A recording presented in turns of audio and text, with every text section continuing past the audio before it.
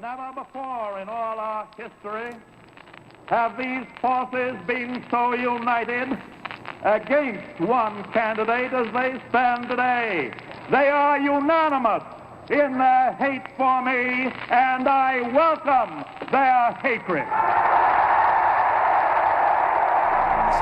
The needs of working families and the middle class, not just the billionaire class. We know what's going on. We are paying attention.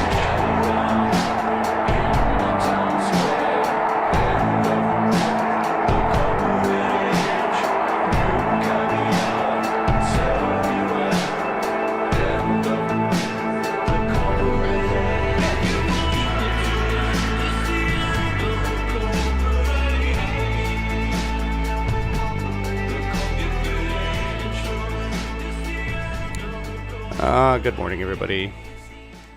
Okay, it's the end of the corporate age. I'm not sure what's here is better right now. It's kind of the demise of corporatism, but it's ugly. It's really ugly. The card, before we say hi to Marcus and Laura, the card is representative of all sorts of things. Oh, don't you start again. It's I was looking for a ghost ship. I was gonna, the DNC. It's like, oh, ghost ship. And the first images that come up were really cool, cool ghost ships, pirate ghost ships, wispy stuff, moonlight, and, stuff from, like, what's that show? The movie, the Pirates of the Caribbean. It's really cool. That's not what our ghost ship looks like.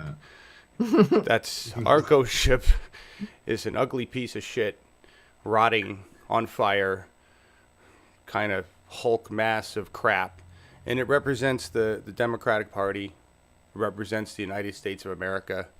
It represents what we've done to the planet. It's kind of representative of a lot of things in my view right now. I'm cranky. Laura posted that on Twitter. I'm cranky. Good morning, everybody. It's Saturday. Good morning. Good morning, Laura and Marcus.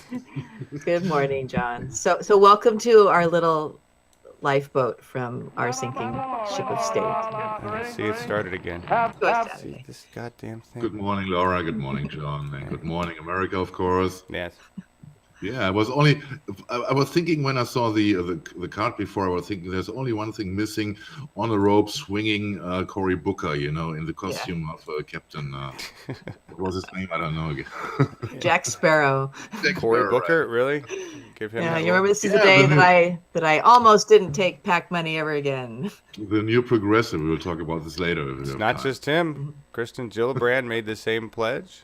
Mm-hmm. Yes. So Elizabeth Warren. We'll see.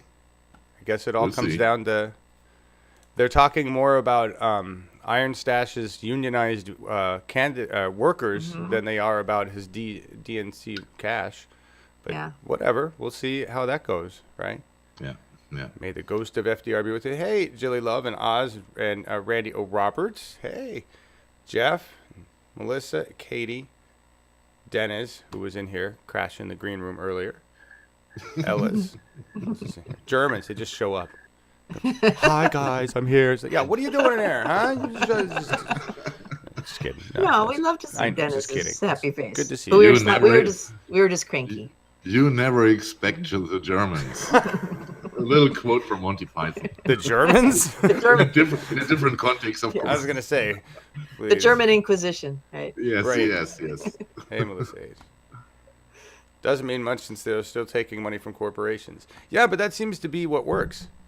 I just have to get up there and say it and sound genuine. Doesn't? Yeah. Don't have to. I don't do this. I don't have to follow through. That's fine. Following through is that's how you lose votes. Right.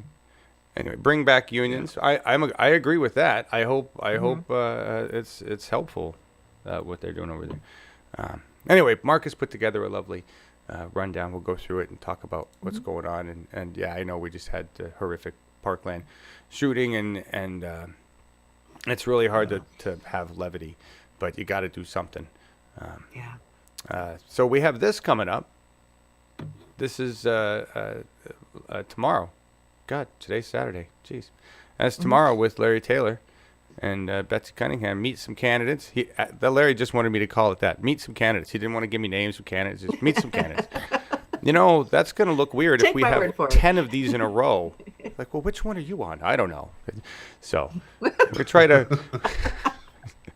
I love Larry. So Danny Jaffer and Dana Carstensen. We've already had Dana Carstensen. We've heard a little bit from him. He did a video for the town hall on homelessness. Or who's the other one? I don't know. One of the town halls we did.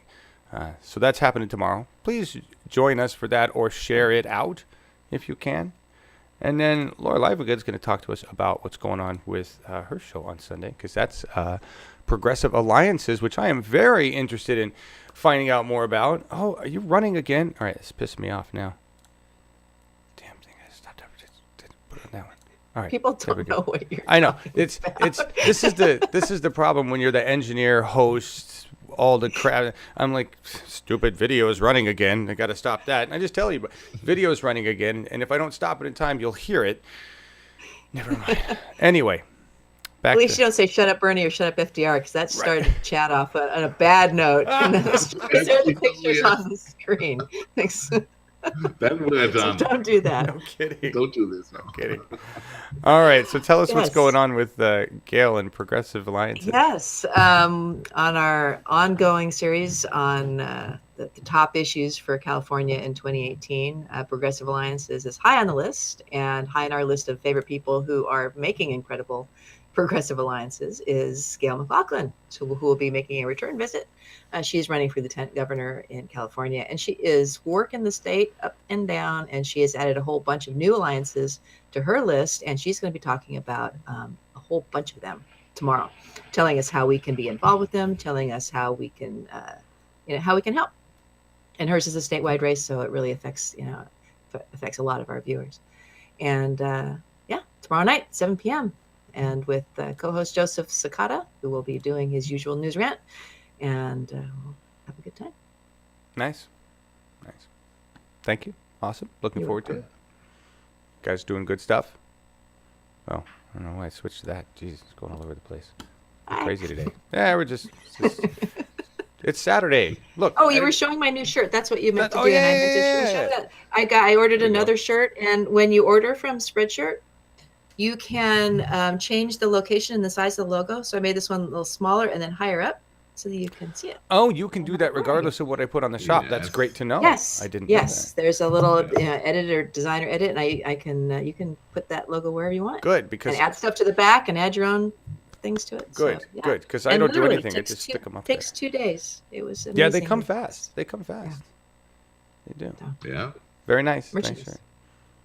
And I just loaded, I don't know if you're going to get to it. I don't know how you get to it. If you may be able to see it if you go to our shop and then find our marketplace. I'll get the links, but let me grab the link. The PDPO shop, the Progressive Oregon show, now has merch. So if you want to, if you're with Larry and Larry's crew, they have merch up there. Sorry, I barred you. Larry Live and good. Oh, it's okay. Got the bar. So yeah, they've got two different shirt designs. One that it talks about the show, and the other one that doesn't reference the show. It's meant for the people who are part of the group Progressive Oregon. The two of us aren't really combined, but we should be. Just saying. We'll get there. That would take some kind of an agreement. Just saying. Told you I was cranky. God damn it. Anyway. Hi, John Warren. How are you doing? Good to see you. He's in the audience. Gail is amazing, Julie Love. I agree. Yes. Sorry, geez. I saw 420 for a cord of firewood, and I'm thinking 420 is an interesting number. Okay. Marcus, do you want to tell everybody about what happened last week? Or you don't want to tell? Okay. I don't remember what happened last week. What's the word for cranky in German? Good question. Okay, I would like to start with We the People on Monday. All right. The show which I was on with my guy John Fetterman. You know, I'm a fan of John Fetterman, and I think it was a very good interview, and he made his points. I was curious to learn more about the pragmatism in politics and ideologies. And I think it was important to hear what he says from his side, because he's not someone who is only doing the talk. He's doing the walk as well, and I'm impressed by him, and still be impressed, and I hope that we will win his run for the lieutenant governor in Pennsylvania. All right, you want to run that clip? I'll run that clip. We can hold on. I gotta check which one we have. I loaded up this one here. Summarize where it's like, oh yes, okay, the common sense progressive one. or not progressive. I'm always going to make the progressive choice. I really fundamentally believe that, and that's my assurance to anyone who would be willing to vote for me and support me is that, given that fork in the road, I'm always going to choose of the options, and I just think that mostly the progressive positions are just basic common sense and basic decency. I agree. And that's, I don't know why they're considered progressives sometimes. It's if you pay an hour, that they're not going to be able to support themselves and their families. Why do we call it progressive to want to pay somebody a living wage when that's what's necessary to sustain a basic minimum standard of living that every human being enjoys? That's a great question. Exactly. It's not progressive in Germany, is it? It's not progressive. Absolutely not. And I think it was remarkable. For me, it was remarkable what I added this later in the interview, but I think it's a good point to cut it out. Is what we regard to be common sense, and what we regard to be progressive.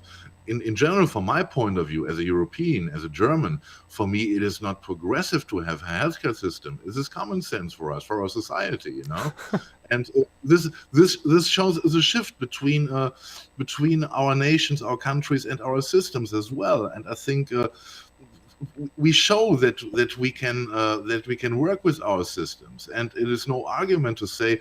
I think I read it at some point. Someone said, a politician, of course, I think Republican Party. He said it is not practical to realize single-payer healthcare. And our approach as Germans is, of course, we can. We may pay a little bit more of taxes in comparison to Americans, but in the end, we get much more out of it, and not only what healthcare concerns, many other things, education, etc. But I know I'm preaching to the choir right now. Anyway, what progressives think is progressive in our views mostly is common sense. Well, it's not common in the United States of America because we have been sold a narrative for decades that does not fit what you're saying.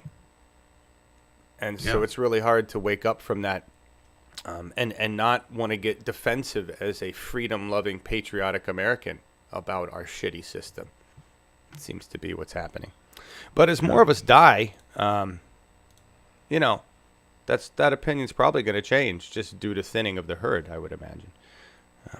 We'll see. Do you want to go to the quote on Fetterman, or do you want to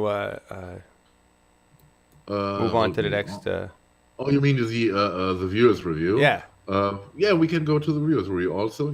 Right. Yeah, John was a cool interview. I really enjoyed him. It was weird circumstances because he. Oh yes, you got to tell it. We followed. What was her name? She was awesome.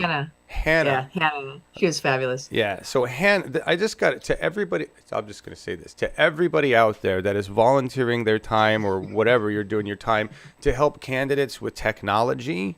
Thank you. Thank you. Okay? Oh, yes. Because we know most of these candidates, even when they are tech savvy, they got so much more shit to think about than whether their damn computer is going to work, right? They need to focus on being a candidate. And so anybody out there who wants to donate time, your time as a tech person is invaluable. That could be as simple as understanding how to use Windows, all right? Learning how to do, and by the way, we are going to be switching to Zoom because our revolution is supporting Zoom, and we're going to switch this system to Zoom. I've been doing tests, and it's actually going to be better for us. Yeah, right. It's going to be better for us. But I just want to say thank you. So, what was it, Shannon? Shit. Hannah. Hannah. God damn it. Hannah. Hannah has laptop. She's bringing her laptop to John. He's in a hotel at some event somewhere for something. I don't know what it is. It sounds like a casino downstairs. There's all this noise. She's walking us out of she's in the cab. So she's in the cab. On her laptop in the cab. On her laptop in the cab. Connected to ours. Right. Then she takes us, we walked through the elevator, we went through we got to see the whole thing. All the way up there, and then here's John, and he's obviously, well, he's busy. So, and you see that he's, doesn't always have a smiley face on. So he was already a little irritable. And the fact that we were able to get things together, that Hannah was able to take care of it, was great. And, he sent her on her way to go get a beer, get out of here. It was really nice of him. I think she literally took his wallet. He was like, just go. And she's like, yeah, I won't spend too much on your card. And he laughed. And that's the trust that you got to have with good people. So thank you, tech folks. He was fun to interview. It was obvious that he's got a lot going on and he's really busy. And, sitting down on the edge of his bed, doing a interview on a laptop propped up by some towels, right, with us. That's what that was. Welcome to independent media. Yes, It's so glamorous. Yes. And those 200 views are 200 views. Yay. Yeah. Thank you for being there. That's So it's a quote. It is. Interesting comment coming from Tom Etienne. There we go. And I hope you pronounce it correctly. I first heard of Mr. Fetterman years ago in a magazine article and was impressed how someone can commit wholeheartedly to working for a community. Now I find myself thinking of ways to do the same. This is very good. It's a good idea, in my opinion. And then he continues, I would like to hear what Mr. Fetterman may have ever considered doing other than public service. And what experience made it clear that working for people was the way to go? I would think at his size and I think his appearance, career in the WWE would be very, very likely or possible, at least. Maybe. But seriously, he woke up. He had a point of waking up, and this was a tragic accident. His best friend died in a car accident on his way to pick up John Fetterman from the gym, and that was the starter. That he looked around and he said, "It is very strange that a guy like me lived in a society, in a place, not having to face all the problems other people have to face." And he woke up and he went into a program to help HIV infected people. He was in a kind of Big Brother system involved with a little boy 7 years old, also HIV infected. Both parents died, and all this made him change the way he was supposed to go, because he was a Harvard student. He should have had a big career in maybe in a lawyer's company, I don't know, but he was normally supposed to be a big money guy, or a good money guy at least, and yes, he completely decided to turn around, and he joined, as you know, he became the mayor of Braddock with one vote. He won this election, and yes, and this is the John Fetterman, the maker we know right now. Yeah, there you go. That's a fantastic story, and I was going to tie it in with a quote that we didn't show during the interview, where he says, "I've always considered myself to be a social worker." So yes, and I think it relates back to that story. He's, despite his looks and what we might envision him in stereotypes, he's not that way. He just looks grumpy. yes, but you can see that he, what he says, he's a social worker. He has a heart on the right place. Right. But I think the key to what he said in that interview, and I liked it, is that I'm going to make the progressive choice, and quite frankly, I'm just going to say this. I don't know. You guys I'm okay with a candidate saying what they need to win an election, and then choosing the progressive choice. Kind of just like candidates would do on the other side, say they're going to do something progressive and then make the establishment choice. I'm okay if you want to go the other way. fine by me. If whatever gets you elected so that we can make the progressive choice. Not that Fetterman needs to do that. I just wanted to point that out as a strategy. Then he's like, when it comes down to what am I going to choose, he's going to choose. He says, based on his actions, look at my record, I'm going to choose the progressive choice. So, from what I understand of the history of Braddock and Fetterman, he has, but I don't know. I don't live there, right? But the articles that we see in the news, I saw 2 slam articles, and one was very recent, right? So that's about it. That's pretty good for somebody who's been in political office for more than a decade. Yes, right? Absolutely. And he's a candidate, as I said, the interesting point about John Fetterman is we have a lot of people, or a lot of the progressive movement is divided up, those who are trying to bring the movement into something like a realistic way, and the others only want to follow their ideology, And to make, in my opinion, to make things happen, you would also need to deal and to know the gray tones between the black and white. Yeah, absolutely. I wanted to point out that Tom Etienne is actually, it was Thomas Etienne, and I had a conversation with him. He is one of the organizations that will be supportive of language in the Democratic Party platform and the legislative action items at the convention that I will be going to, that I'm registered for as of yesterday, that talks about engagement broadcasting and community ISPs.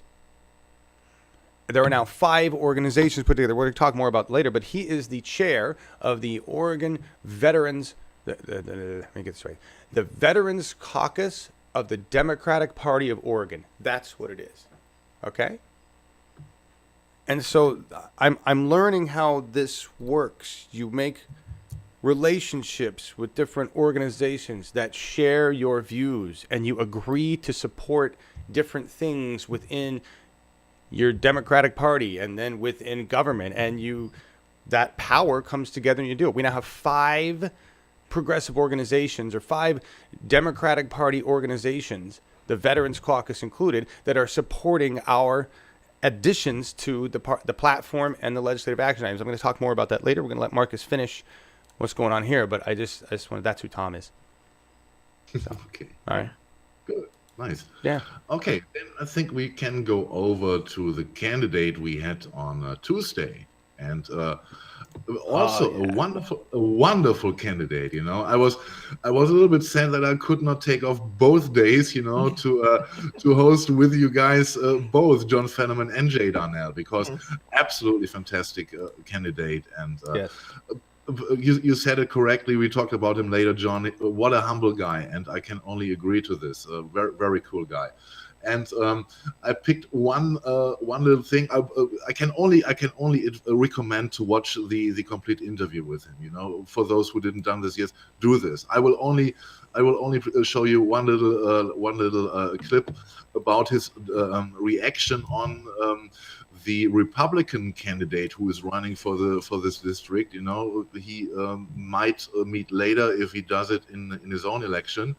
And this video is so awesome, and his reaction was so priceless. And yes, he made him so authentic and absolutely wonderful. And John, if you can show it, please.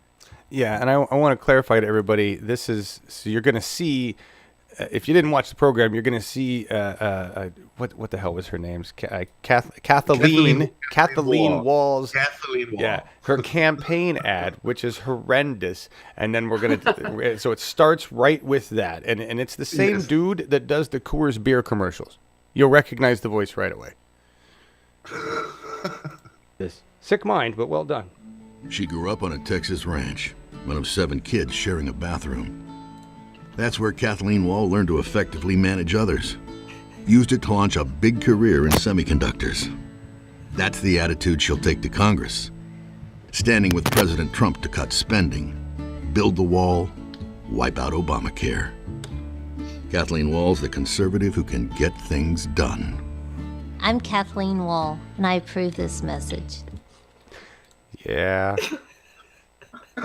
Okay. And what I Oh my gosh. what I didn't hear last time that you guys were laughing about was that her voice sounds like she is on helium. I didn't catch that. That's hilarious.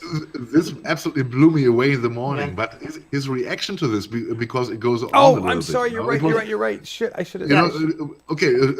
We you just, should we just had a moment there. I'm sorry. Yeah, I shouldn't have stopped it there. I was laughing too hard at her video. You're right. Here, let's finish. His reaction is awesome. Here you go, guys. Yes.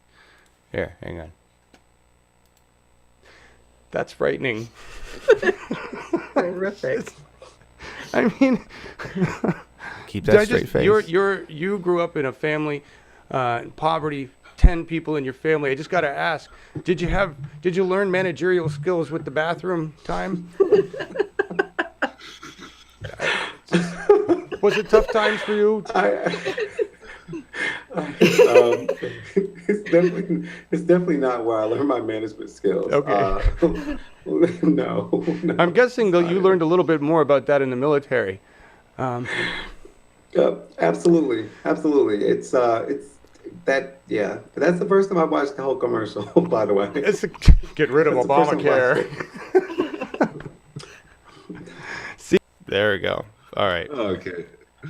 Yeah, and the complete interview before he was straight to the point in what he stands for, etc. You know, but this thingy was too much. He lost it at this moment. You know, and you can see how he tried to bite on his lip. You know, to not burst out into laughter. It was a nice little scene. You know. Yeah, what a guy. I mean, there's just something where you can tell a person is kind. And you could see with Darnell Jones that he is a kind man. Yes. And that he would represent his constituents in that way. Yeah. And that's what I got from him. So I really hope he wins. And if not, I hope he continues to try, because we need a person like that in office. Certainly where he is. Yes. You know. So, who was next, Marcus? Yes, we have the reaction. If we can go on with the comment on J. Darnell Jones, you know, then we will see that Katie. Oh, Katie, I got to mention this. Katie wrote a comment, not a comment. She wrote a complete summary of both interviews of the summary. Thank you, of Katie. the interview with John Fetterman and with J. Darnell Jones, and absolutely awesome, you know. And I can only show you a little extract from this. And she says at the beginning, Tuesday, J. Darnell Jones was guest on We the People. He's a candidate in the 2nd Congressional District of Texas. There have been many great candidates on the show, but I was seriously impressed by this one. And she ends later, this is one incredible candidate. Please do help or donate to him. And if you can vote for him, Early voting start on February the 20th and his primaries on March the 2nd. This is not long ago. Best of luck to you, J. Darnell Jones. And I can only say, yes, I will. I can join this message. Yeah. Absolutely. Thank you, Katie. Thank you, Katie, for you leave wonderful comments, very long, and those are good. Yeah. Those help. In terms of those help the candidate too, right? Everybody's comments, everybody make a comment that helps, because it shows engagement around the subject matter, and that raises that content up in search. Mm-hmm. So yes, that is awesome. So thank you very much for that. I didn't load a Rick Trevino clip. Did you want to do one? The gun control? I have. We will have a Rick Trevino clip later when we talk about guns, and there's another one coming from J. Darnell also, and I think this is in the connection. It is important to hear both candidates, and I don't have another clip for Rick Trevino prepared. And this is for the review on the We the People last year. This is all I have. All right, then. Then Rick was our last guest, because we did 3 in a row last week, and boy, that was fun. Let me tell you, fun for all. Trying to get them all in before the Texas primary. And to the content team and everybody that helps make these programs go, Marcus, Laura, and Lynn and Jeff, and who else? Marcus, who else on content team? Karen, you're amazing. what you do. I don't think anybody realizes. Just I keep meaning to make a video and show the extent of the dossier that I am provided and the information that I get to cram into my head for these things. It's amazing. It's amazing, and that's, I think, one of the reasons I get really frustrated with wanting to grow this. I want enough money so we can get everybody shirts. Right? Yeah. Those are my big goals. Let's see if we can get money, get everybody shirts, but that they don't have to pay $40 from a Spreadshirt out of their own pockets. Anyway, let's talk about Rick. I just wanted to thank everybody for making these shows happen. Be proud of what you do. And Rick was for me a progressive candidate, in the meaning of progressive for America, a candidate to the core, and the first thing when I checked the research of the content team was the big smile, and I can imagine that with his issues, etc., he is someone alone with his face, a confrontation for the democratic establishment, and nevertheless, absolutely great guy, and he had serious points in what he said, and yes, he was an easy candidate to do because there was nothing we can disagree with him. He stands for all what we also want for America. Yeah, agreed. I love his attitude. He's got a really positive attitude for somebody who's going up against some serious establishment Democratic candidates with some cash. Oh, yes.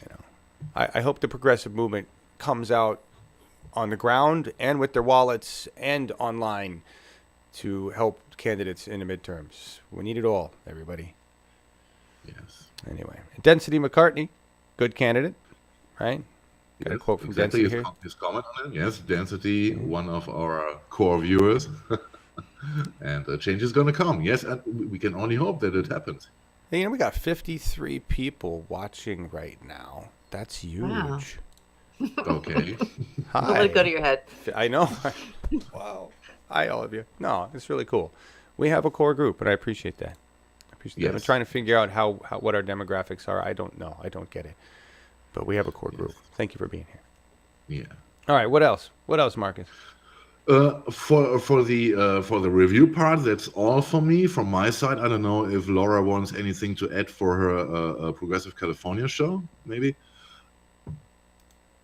No, not really. No? Okay. Right. Then I think we can all go over to what we want to cover, what happened in the news last week. And I think the biggest topic was, of course, the tragedy around the Parkland school in Florida. Oh, wait. What about this? You got Connect with the Revolution, How to Be a Doer. You put a card in there for that. Yeah. Progressive Washington. I'm sorry. That was Progressive Washington yesterday. They did a good job. Oh, I'm sorry. I'm sorry. I prepared so much. Yes, of course. We had the show yesterday and from the Progressive Washington team. And yes, it was... there was a lot of facts. They presented a lot of facts about what's going on there. And we had, of course, Oz. If you didn't watch it, he presented again his fable for a hair covering somehow, and had quite interesting comments already. Of course, we know him. And yes, Brian had his parts to tell. It was very, very concerned about Washington. So this is why I did not choose a clip from this. But I will do this in a later show when I think it is fitting. It is fitting content for us here in this show. There we go. All right. Thank you. Thank you, Progressive Washington. You guys did a really good job. Yes. And Oz is taking sabbatical to work on other projects. Appreciate that, Oz. Okay. And, all right. So, Laura, is there anything you want to address before I move on into the dialing for dollars and other things? Nope. Down for dollars, babe. All right. Dialing for dollars, everybody. Here we go. I have slides for this. Actually, this is going to be a little different than dialing for dollars. We're going to be here. First, you rock. You always rock. We're chugging along. We're still a little short of what we need for our monthly goal. Thank you for your support, of course.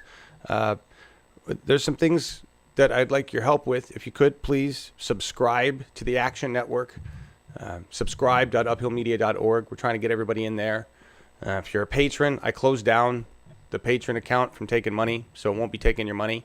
So move over to the Action Network, which is donate.uphillmedia.org, please. Or if you go to uphillmedia.org and go to the live productions page, you can support an individual show. If you're like, well, I hate John, but I really like what Larry does, then donate to Larry's show. That's fine. I don't care, right? The subscribe is horrendous because I don't know good enough HTML to fix it. So it's on the homepage, or you can go to subscribe to Uphill Media. But it's the basic Action Network subscribe. Anybody that knows HTML and wants to volunteer time, please come on in. Before I talk about the platform convention, which is really cool and is really awesome, I just want to talk about kind of where we are as an org and what we're doing. And where that is here, the state of UHM. We're still short of our goal by about $150. And my ridiculous ultimatum was that if we didn't reach the goal of $500 a month in recurring payments by the end of February, then I was going to stop We the Peoples, which is dumb because that doesn't really help anybody. I just don't know what I was like. It's one of those false things with this. We're going to continue We the People, but we're going to narrow down scope. And we're going to focus on California, Oregon, and Washington because we need to get the support of local orgs in order for us to continue. And it feels like we have the support of a core group of people, but not the support of organizations. In California, with so many our revolutions, yet we don't get any social media support, very little social media support from all these organizations. Sorry there. And it's, I'm not blaming or dissing anybody. What I'm saying is that we need to make effort to connect with the organizations that are around us first, before we go spreading out trying to do all this stuff all over the place. All right. And so I got a lot. And the other thing is we got a lot of people emailing us, which is great. But it's interview this person, interview that person. Can you do this rally? Why don't we do this over here? And we want to do these things. And I always suggest these things. But part of that agreement is that we have support and coordination with groups that are in that location. We can't just make it happen with our little crew. We need, if you want us to broadcast something in Texas or do something with candidates in Texas, then I need somebody to help organize and coordinate that with Texas, right? And I don't know who that is.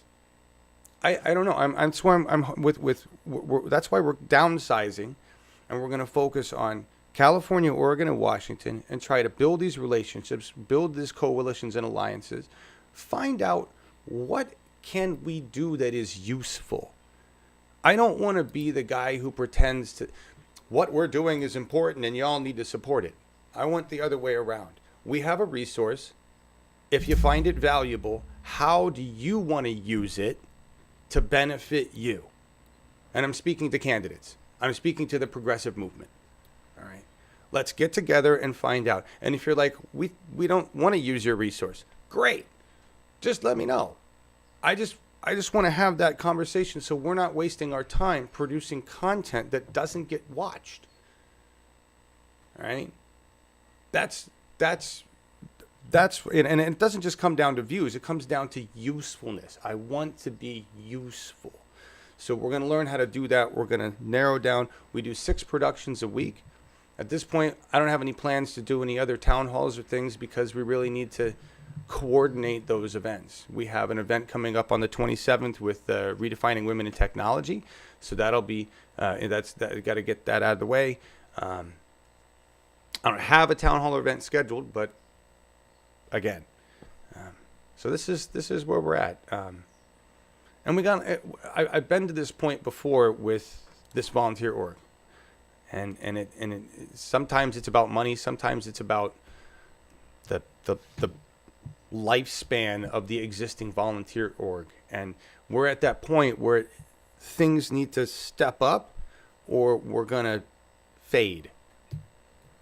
And I already see the wear happening, not just on me, but on everybody else in the volunteer org. So, and we're heading into midterm where we got to think about rallies and how we're going to do this and that. And so I before I go plunging headlong into doing, 5 productions a day, to cover Bernie Sanders across the country, I want to I want to strategize with local organizations on the West Coast and figure out how to be useful. That's what I want. So, all right. There's that. There's that. You guys want to chime in or say anything? No, I think we should. I mean, yes. I'm surprised that we haven't reached the 500 a month goal with regular donations. It doesn't seem like a lot with given the number of people. You know, if we've got 100 people who regularly watch shows, you know, $5 a month, something like that is reasonable for a subscription news service. If you look at it like that, look at it that way. Kind of my rule of thumb is, you know, $1 a month for every show you watch. You know, how about that per week? And we have people who watch almost every broadcast we do. But yeah, and again, people have been very generous in donating what they can when they can. We just, like you said, it's reach. It is so frustrating to tag Brand New Congress, for instance, in every tweet that I do about We the People and never get them even to like or retweet a single broadcast. Why is that? Is there something they not like us? Are they not paying attention? Or they don't? Or they're like we. They don't have the resources either. Why? I don't understand. They've done a couple of the uphill medias, but I to me that's what it seems to be, is that there's a lack of coordination or a lack of resources within the organizations to handle social media, which is one of your most important assets. And I don't know. I don't know how to fix that. I don't want to knock anybody. The core group here, the same people that watch this show, are the same people that have been donating the whole time. I'm not after you. Not after you, really. No. I want to know where everybody watching the California shows are. Where's 30-hour revolution groups? And that's the thing. This isn't a bitch session about that. Again, I didn't want to come in and talk about that. This is what can we do that is useful for your candidates? And if it's shut the fuck up, okay. I'm all for that. I'm just here for the revolution. I just don't want to see a bunch of people do a lot of really hard work and have it go to waste. Yeah. That's how can we extend our reach? I think that is the core group, and we each are doing as much as we can with the time that we have to donate here. It's either grow us internally and get someone really doing outreach and marketing and really nailing into social media, or something. So word out there again to volunteers, anybody who feels like they've got a little time to give on your own time, and you'd be interested in, you know, getting involved with social media or marketing or research or anything like that. Right. Please, you know, info@upphillmedia.org, or ping us in Twitter or something. Thank you, guys. See all your comments. I know, Melissa, I appreciate that. I don't know what good. Boosting from TYT is cool. If that happens, that would be nice. When Ron is on, he might be able to help us get some reach. So it maybe it's just not happening as fast as we would like, or as fast as social media used to grow before things were kind of throttled down or scaled back. So I won't even. Whatever. We were all cranky today. Yes. No. I'm looking at you guys with all your comments. Just want to. They're not paying we got attention between talking about this and talking about guns, it's I get it. Thank you, guys. Yeah, I know. All right. So what else did I have to talk about here? Let's talk about something that is kind of cool, but is also like, this will be interesting. This will be very interesting. This is the Democratic Party platform, March 16th through the 18th. I will be there. Okay, which makes this even more, frightening. I gotta use the word frightening. It's hang on, switch the view here. So what is this? This is the same thing at a state level that we saw happen in 2016 at the national party platform, where we tried to get a bunch of progressive Bernie stuff injected into the party platform, and we saw how frustrating that was. And then we realized that it was non-binding, and everybody was like, well, what the hell is the point of this? But it is actually a leverage point. And there's more stuff on top of that with the state stuff. The states, there's a legislative action item. So what does this mean? I don't have to go there the 16th. That's Friday night. Larry Taylor's going to be there to make sure there's no weird crap going on, because this is Robert's Rules of Order stuff where they appoint the people who are going to be in charge of the event. Larry did a whole broadcast of this with Zoom, and it's on our channel, talking about the things that we're sponsoring. So why is this important to us? This is the first I don't know, the first. The first place is in your local Democratic Party. And yeah, I'm talking about the Democratic Party because I want to work to see it actually resemble something that is democratic. That's my goal. I want to fix the Democratic Party, starting with the state of Oregon's. I think I can handle that with the groups that we're connected with. So in Article 11 of the Science and which is the Science and Technology piece of the platform draft, there's wording that is incorrect, that we are in the process of fixing. Justin Bryce put words in there, and then this other guy took those words and jumbled them up, and now we're going to fix them. And what we've done is put this in a document and sent it out to the groups that support these ideas, and so they can see the wording and we can all agree on this wording when we go to the platform, because we have to support this wording on the platform on Sunday. All right. So the words, as this says right now, we support using the internet to implement engagement versus broadcast as a means to facilitate conversation with people on the internet. That's not what we want, but that's sort of close. But it also shows you how when somebody doesn't clearly understand what's being said and rewrites it, they can make a mess of it. No offense to the guy that did that. All right. But anyway, this is the legislative action items. What are those? So the party platform gets agreed upon during this weekend. And these are all the articles that we say the Democratic Party believes in. It doesn't mean I can hold any of them, I can put any of them in jail if they don't do these things. It just means that they believe in these things. So if they say they believe in engagement broadcasting and using it to communicate between their constituents and themselves as representatives in the Democratic Party, then they're supposed to uphold those beliefs. We know how well they do that. But this is state level.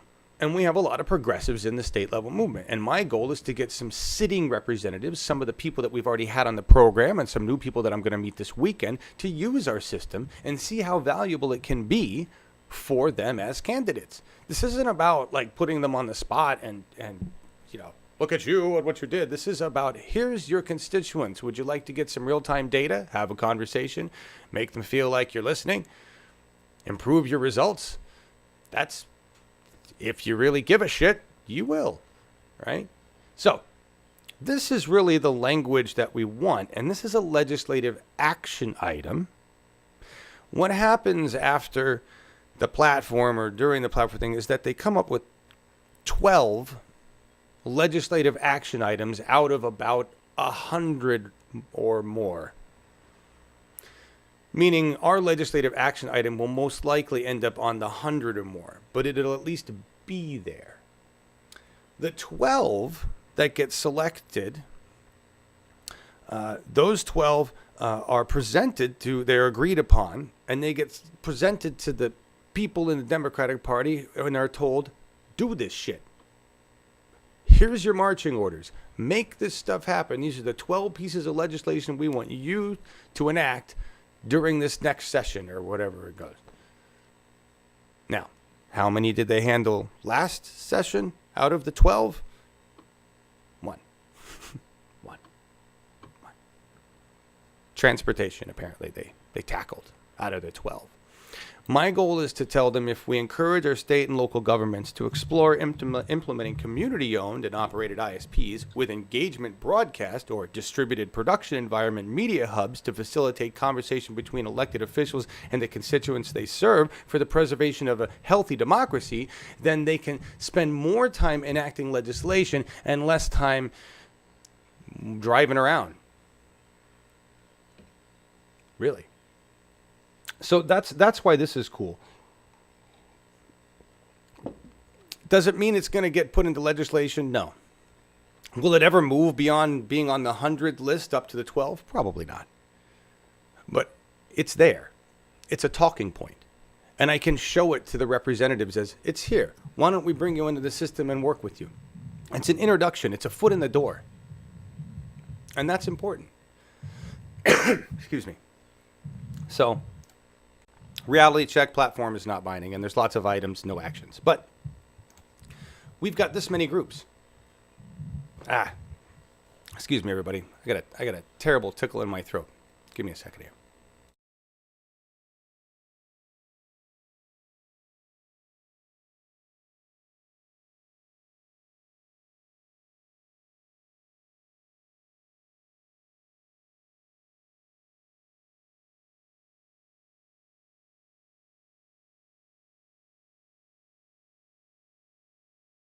you hate it when that happens? And then your face looks like you've been crying your eyes out and you can't really come back on camera. So we're just going to look at this for a while. This is a coalition of support. The Progressive Oregon, PAC, Douglas County Dems, Lynn County Dems, Benton County Dems, and the Democratic Party of Oregon Veterans Caucus. That was where Tom, what was it? I can't remember his last name. Shit. That's where Tom comes from. Right. He's the chair. So those are the people. Right? Those are the groups so far. When I go there, I'm going to meet other groups. And my goal is to build a coalition. Doesn't that sound familiar? Sounds like that European shit. Building a coalition. Remember, Moody has to build a coalition with this acronym and that acronym in order to make things happen. Right? That's where we're at. And if you pick the wrong acronym, you ruin your career. Right? Well, so my goal is to find other groups, show them this system, and that's what I'm excited about, is meeting representatives and be like, why don't we have you on our show? Why don't we give you a platform to address your constituents in a safe and fair manner? Who amongst you that is already in our government in the Democratic Party is progressive enough to do this? How many of you still have a BlackBerry? That'll be this will be my question. Those of you that still have a BlackBerry, raise your hand. Okay, you're ineligible. Everybody else, let's come over here.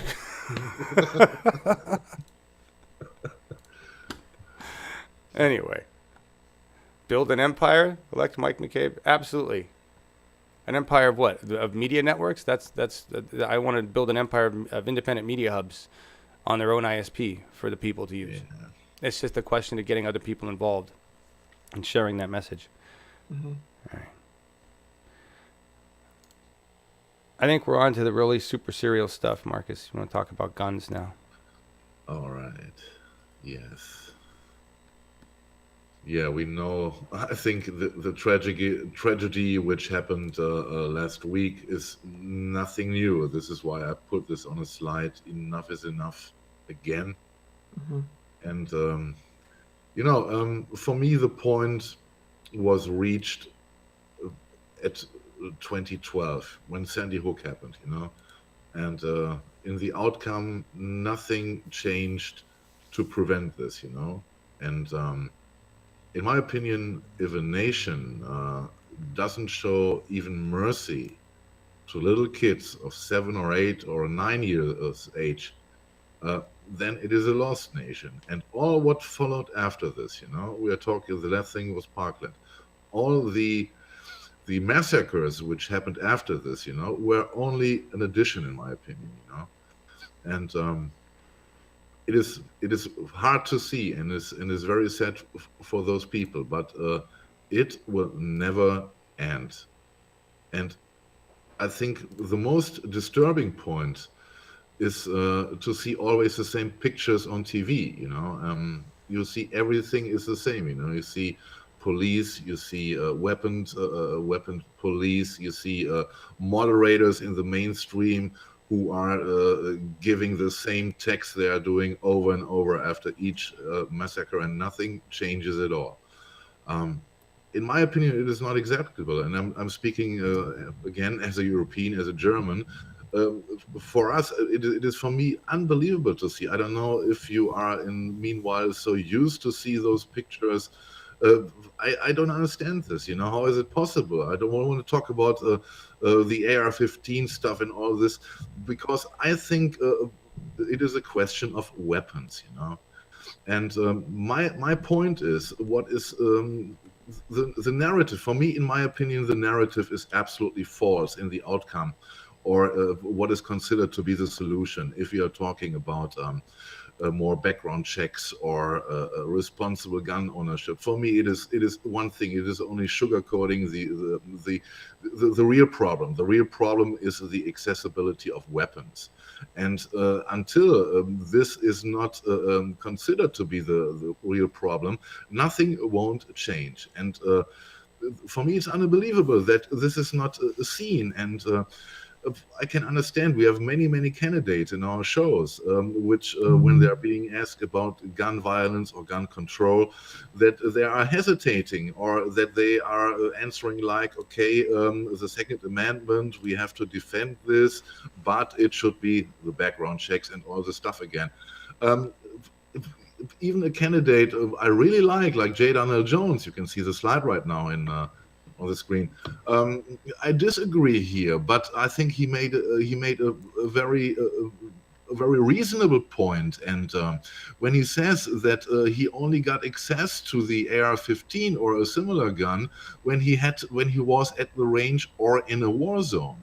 So, can the USA now considered, or not now or for a longer time meanwhile, can the USA be considered as a war zone? Is this the concept behind it, to make those weapons free to buy?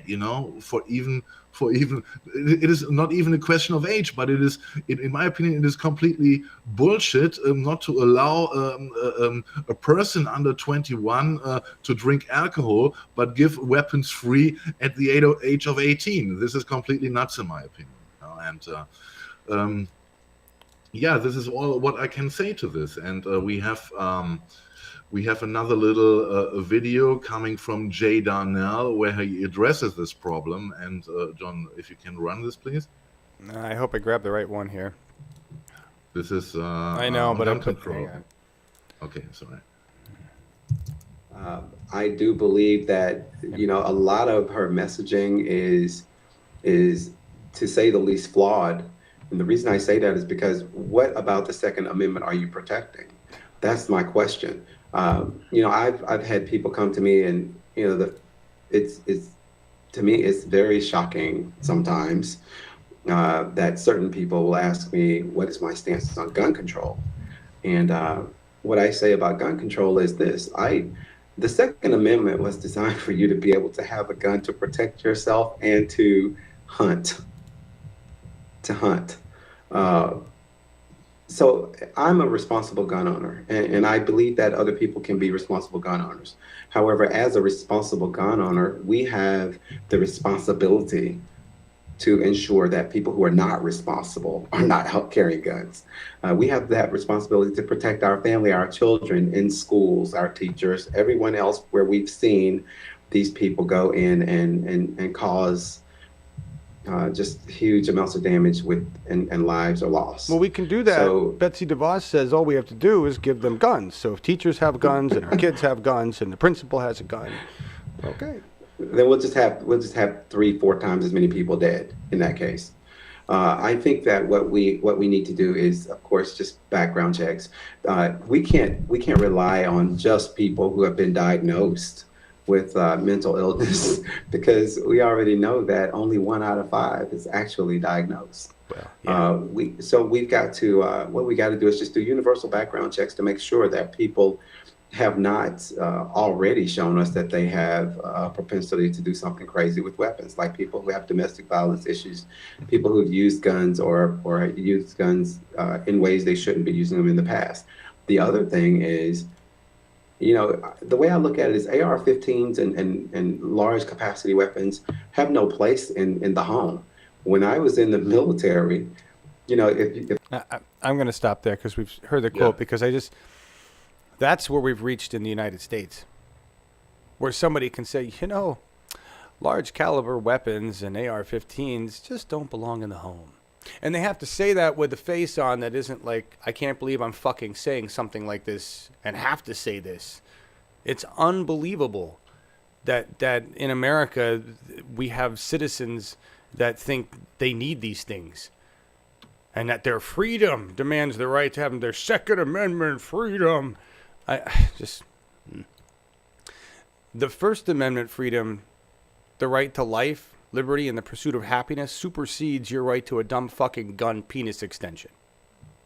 That's basically what it is. It's a giant penis extension. Compensate for something else, knuckle dragger.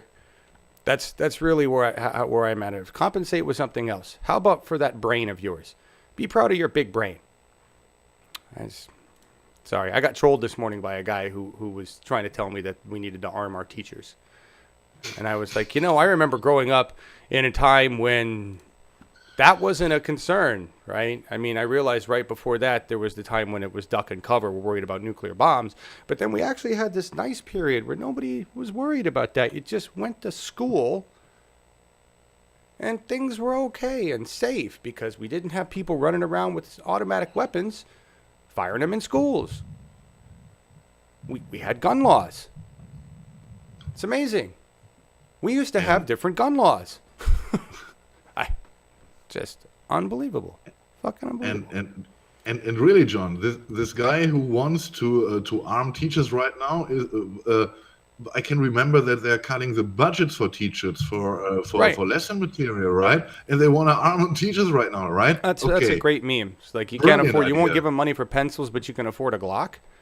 Yes, exactly this one. Yeah. Yeah, I mean, we all know this. We all know one of the things that I get depressed about is it really boils down to the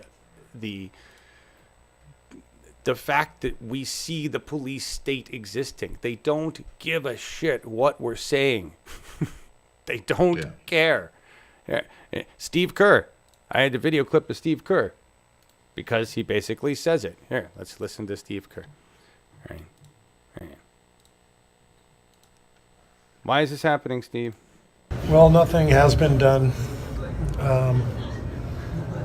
It doesn't seem to matter to our government that children are being shot to death day after day in schools. It doesn't matter that people are being shot at a concert, at a movie theater. It's not enough, apparently, to move our leadership, our government, the people who are running this country to actually do anything. That's demoralizing. But we can do something about it. We can vote people in who actually have the courage to protect people's lives and not just bow down to the NRA because they've financed their campaign for them. So hopefully we'll find enough people, first of all, to vote good people in, but hopefully we can find enough people with courage to actually help our citizens remain safe and focus on the real safety issues, not building some stupid wall for billions of dollars that has nothing to do with our safety, but actually protecting us from what truly is dangerous, which is maniacs with semi-automatic weapons, just slaughtering our children. It's disgusting. Thank you. And let's make sure we put that to a statistical fact. It's mostly white males.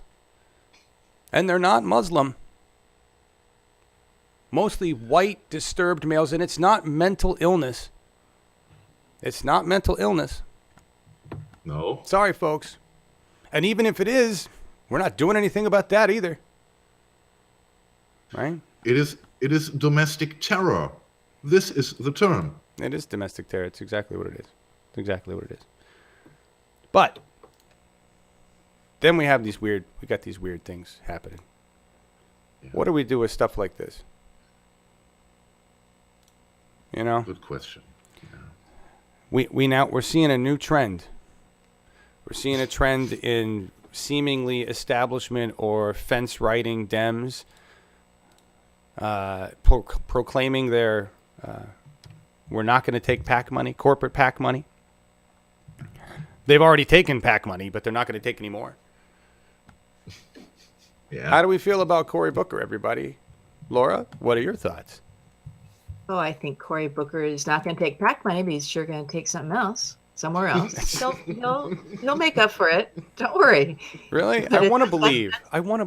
I'm like Mulder. I really want to believe. That's the thing I'm doing, or the semi-progressive thing I'm doing or supporting, this week among the fringe of our establishment who still gets called progressive. Well, so we don't give him the benefit of the... I mean, he's in office, right? So we got to see what happens. Yeah. Right. Gillibrand made the same statement. I still don't trust Warren, honestly. So I'm there. Yeah. Warren as well. Their votes are not. Their votes are not. But lining up.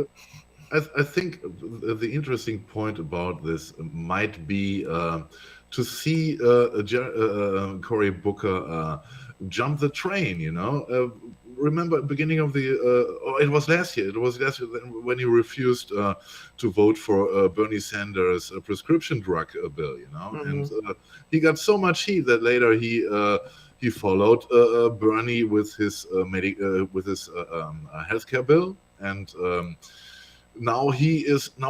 I'm pretty sure he's a smart guy. He's smart enough to see what the signs of the horizon, what's coming, and there he knows a progressive movement is coming, and I think he's doing a poker game. He is setting his chips maybe carefully, but more and more on the progressive movement to take over. This is for me a political it's political chess, if you want so. So is it okay? I mean, who cares? As long as he does what we say.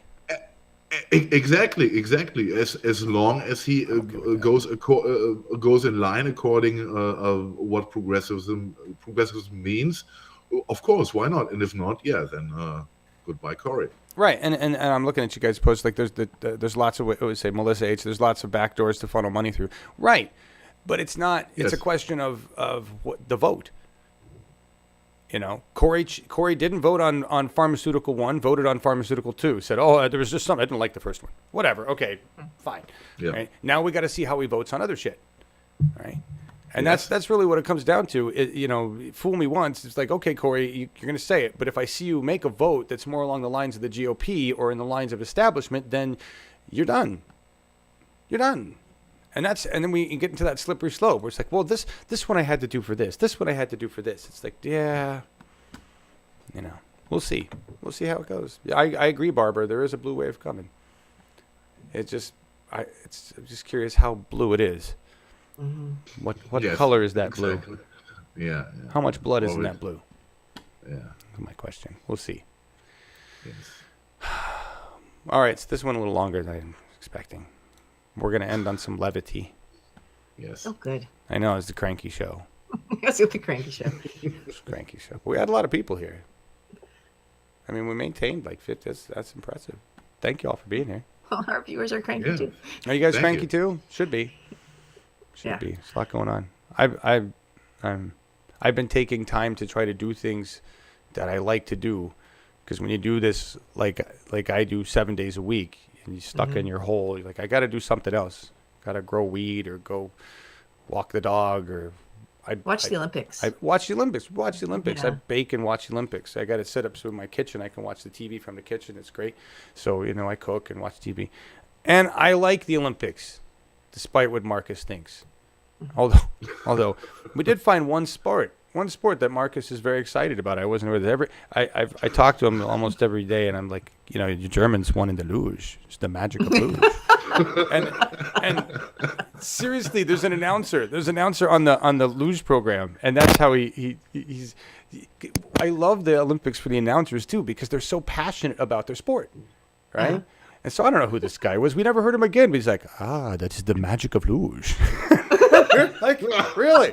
The magic of luge. All right, watching Scott Hamilton talk about the crazy shit they're doing today in skating and comparing it to what he was doing, right? Yeah.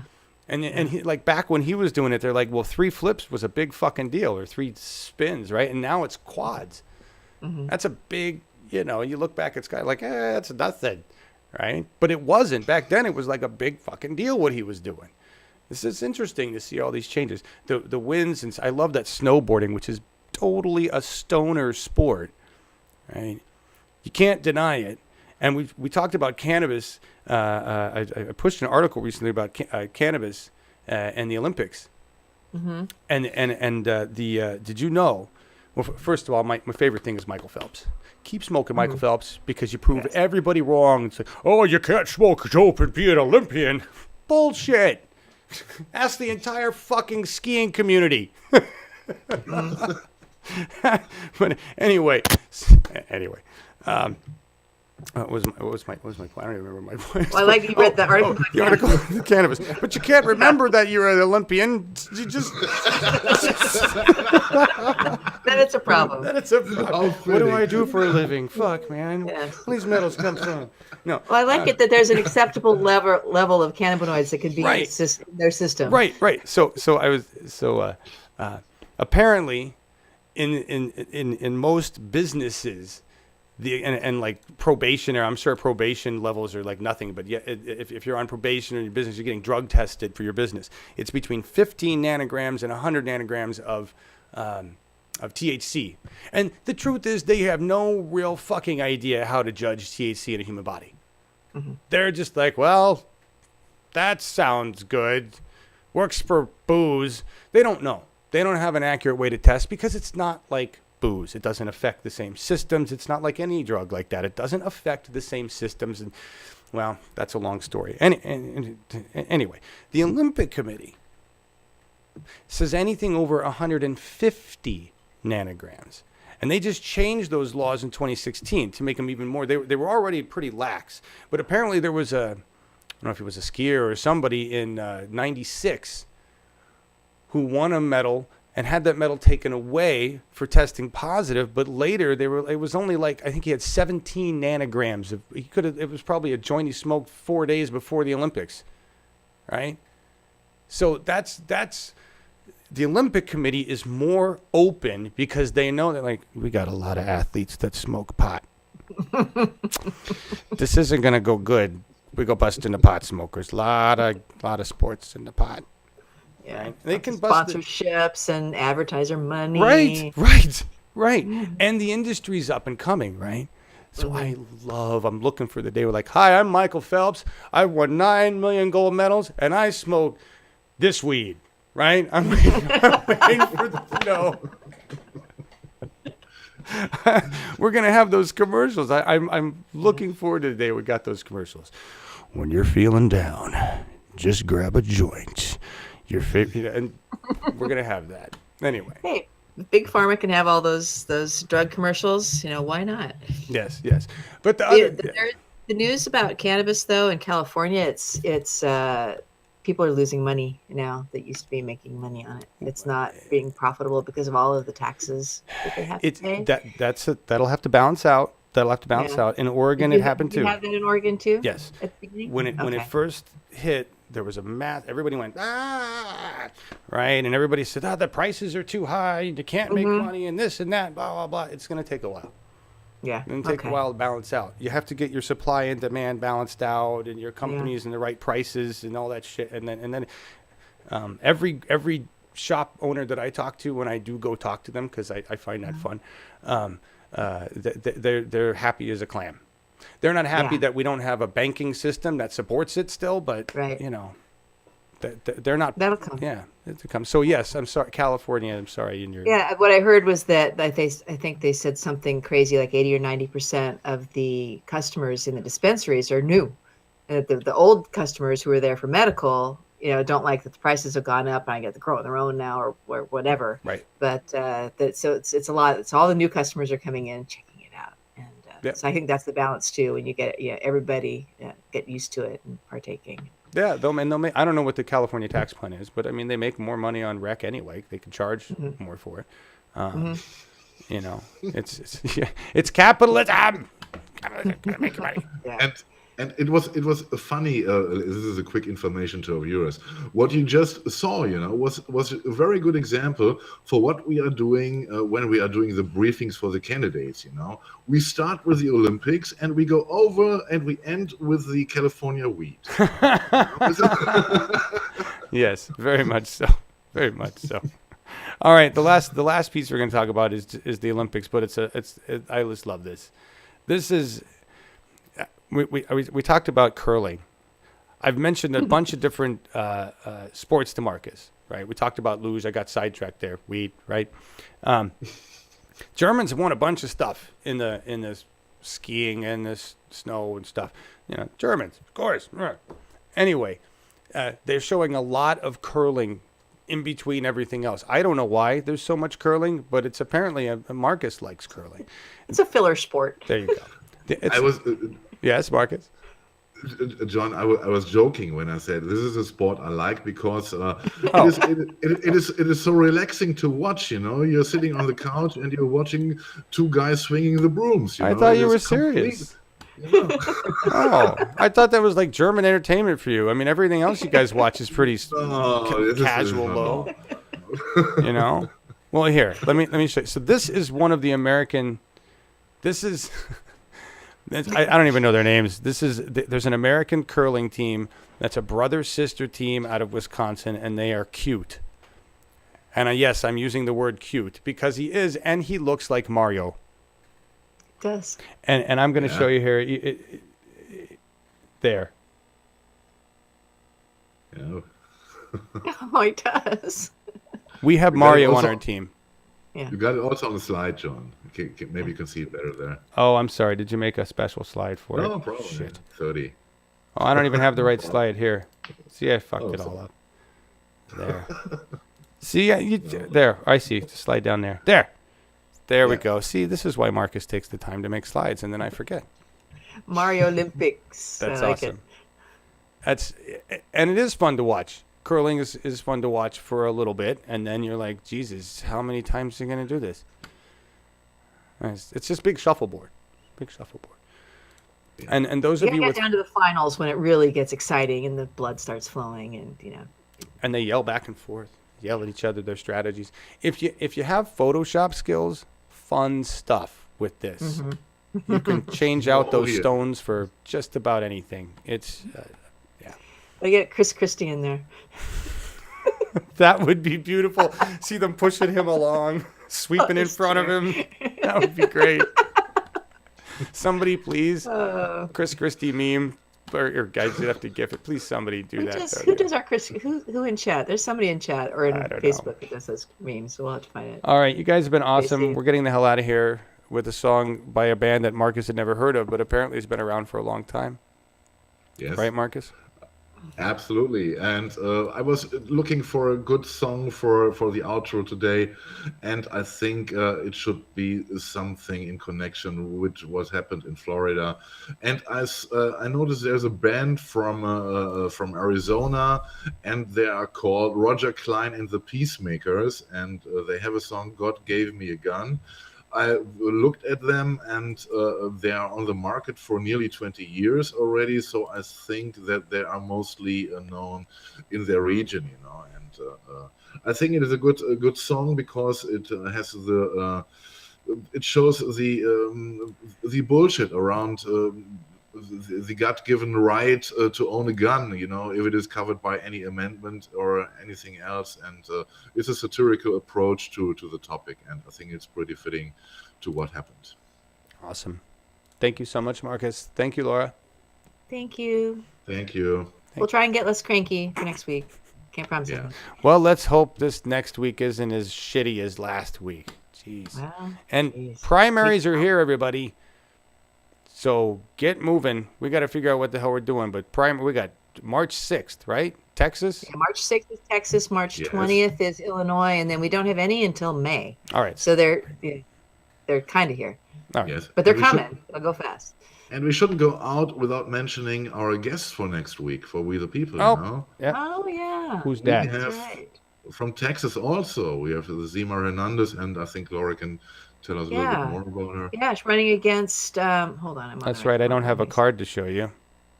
We have? Well, we do now, but we don't. Sorry. Yes. We don't. Zima Hernandez running against Ted Cruz for Senate in Texas. And she's been on Lee Camp. She's been around, and we're looking forward to meeting her. And then on Wednesday, we've got Bill Sombrello, who's running for Congress in the 9th District in Massachusetts. And I've been a friend of his on Twitter for ages, since the Bernie campaign. Very progressive. Looking forward to meeting him. Yes, excited. And tomorrow night, Gail McLaughlin on Progressive California. I'll play that again. Yeah. Because she's badass, and we love having her, and you'll learn a lot. That I'm excited about. Like, what do we do, Gail? She really knows how to organize. She's got her shit together out there in California. Excited about that. And I just want to make one final comment to who is it? Who's in here? Just saw you. Rob Tomorrow. Thank you for never mentioning Russiagate. Yeah. The reason is because we just don't give a fuck. Yes. Whatever they've done, I don't care. It's regime stuff. I'm more interested in a corruption in our government and taking it over. Russia, Yes. whatever. Yes. So. It may be discussed as soon as we get presented any evidence. All other stuff is distraction, in our opinion. There you go. Thanks, everybody. Here's a. Thank you. Thanks for watching. Shit, like I messed up the end screen because I don't have the song. All right.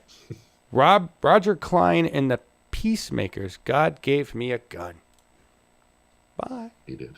Bye. Bye.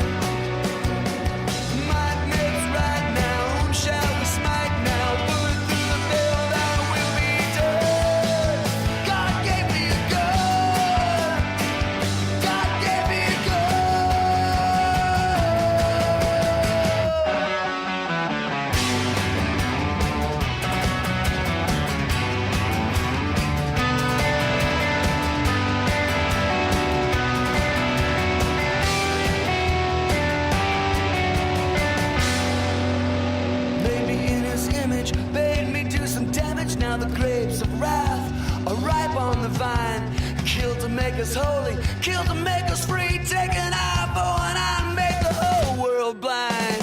Clear the way to the infidel. Your God's name's not spelled the same. God gave me a gun.